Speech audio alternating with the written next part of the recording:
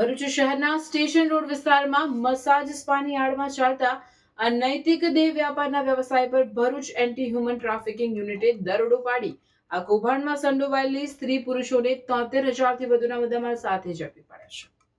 ભરૂચ જિલ્લા પોલીસ અધિક્ષક મયુર ચાવડા અને નાયબ પોલીસ અધિક્ષક સી.કે. પટેલના માર્ગદર્શન હેઠળ એએસટીયુ શાખા કાર્યરત હતી. તે દરમિયાન પોલીસ ઇન્સ્પેક્ટર એજી ગોહિલની ટીમને બાતમી મળી હતી કે સ્ટેશન રોડ પર આવેલા આંબેડકર શોપિંગ સેન્ટરના પ્રથમ માળે પીપી થાઈ સ્પામાં બહારના રાજ્યોમાંથી યુવતીઓ બોલાવી મસાજની આડમાં દેહ વ્યાપાર કરાવવામાં આવે છે. મળેલ બાતમીની ખરાઈ કરવા માટે પોલીસે ડમી ગ્રાહક મોકલી રેડ કરી હતી, જેમાં ત્યાં દેહ વ્યાપાર ચાલતો હોવાનું જણાઈ આવ્યું હતું. પોલીસે સ્થળ પરથી સ્પા મેનેજર તનવીર મનાન શેખ તેમજ યુવતીઓને લાવવાનું કામ કરનાર સમીર અહમદ ફઝલુર રહેમાન સ્થળ પરથી મળી આવેલ.